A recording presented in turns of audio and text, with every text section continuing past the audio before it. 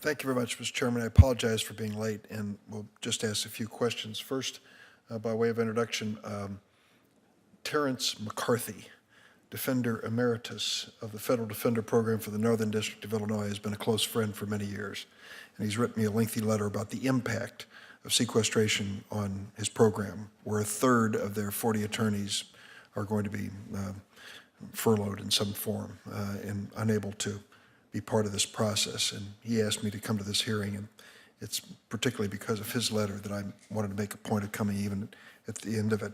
Judge Gibbons, given the fact that U.S. attorneys already have more resources available to them, is sequestration increasing the gap in resource parity to a point that calls into question whether indigent defendants are getting full due process and an adequate defense under the law? I ask you this, I guess, on the 50th anniversary of getting it.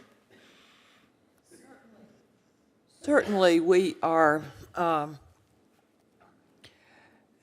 we're threatening to get to that point, and the problem is made particularly acute. I mean, this year, 13, has been a very difficult one for the defenders.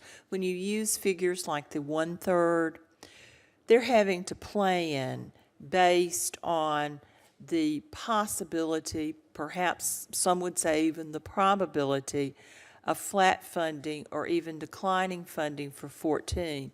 They must make their decisions now so they won't be caught as they were in the 13 fiscal year, midway through the year, having to make very dramatic adjustments.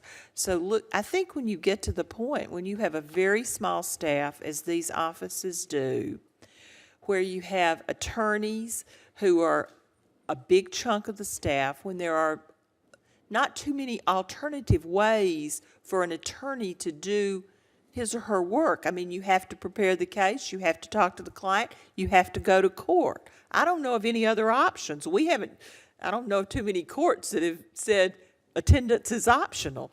And so when you have that little flexibility, you have constrained funding, and you have unpredictability, it's a scenario that can result very quickly in the dismantling of a system that has really been a source of pride for the judicial system.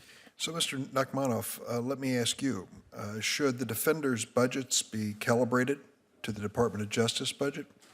That is an increase in funding for DOJ means more cases are going to be brought in federal court? That's an excellent question, Senator. Thank you. And there's no doubt that the function of federal defenders is tied inextricably to the charging decisions and funding of the Department of Justice. And this suffering that we have endured this year and the suffering that we'll endure next year has to be seen in the context of what's going to happen with the Department of Justice. The Senate Appropriations Committee last week approved an increase for the Department of Justice, including U.S. attorneys, our direct counterparts.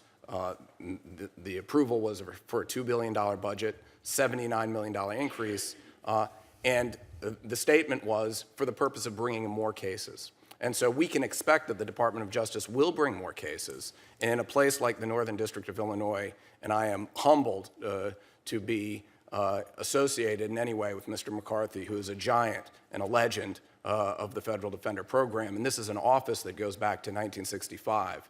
The notion that that office is facing potentially laying off a third of its staff is unconscionable.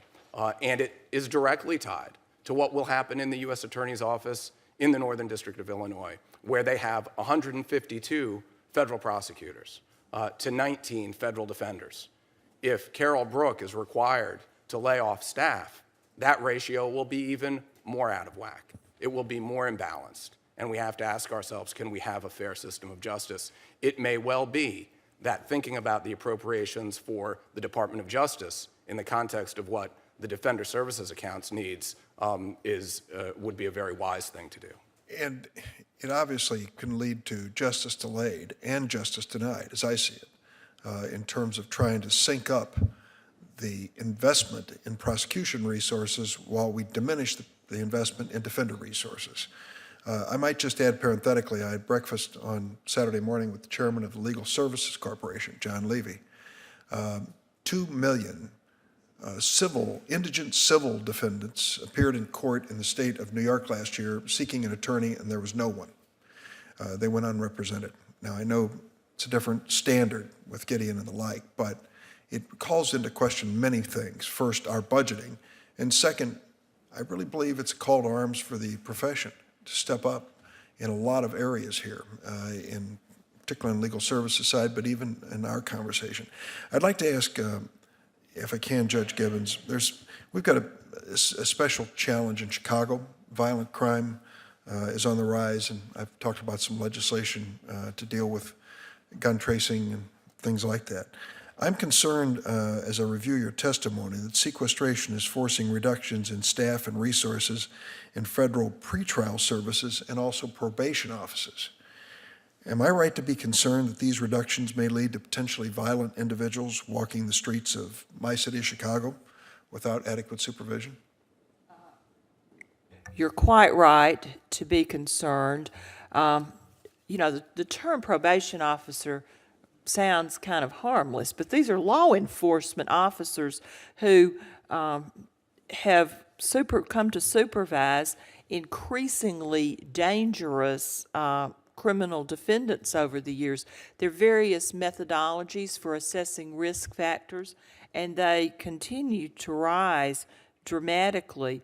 Our officers in 2012 supervised 187,311 defendants. That's expected to rise to 191,000 by 2014. A number of them are extremely violent. We're already down by about 7% of our staff in those offices. To the extent that we further must make cuts in those areas, we have fewer officers to supervise increasingly larger numbers of people. Particularly of concern in that account is we have also had to cut 20% of what's called the law enforcement account, which funds drug treatment and mental health, drug treatment and testing, mental health treatment, and electronic monitoring, GPS location monitoring. So we have had to really seriously compromise some of our funds that go toward keeping the folks we supervise out of further trouble to the extent we can. We've had to completely zero out funds for what's called second chance funding, which provides things like transitional housing, assistance with getting jobs. We just can't do that anymore. Yes, this is a public safety risk throughout the country. I'm just going to close by saying I went to Peoria, Illinois, which is a basic Midwestern mid-sized city where they are dealing with crime by calling in all of those on probation and parole for face-to-face meetings and say, we know you're out there. And we're not only telling you we're watching you, we're also telling you, here's a person who will help you get the training, education, and job you need. And here's her cell phone number. It really had a dramatic impact. We're going in the opposite direction here. We're putting fewer people in those capacities to try to find transition opportunities for people who really need an alternative in their lives at this moment. So I'm troubled by what it means in terms of the crime rates in Illinois and around our nation. And I thank you all for your testimony. And Senator Coons, thank you for holding this hearing. Thank you very much, Senator Durbin.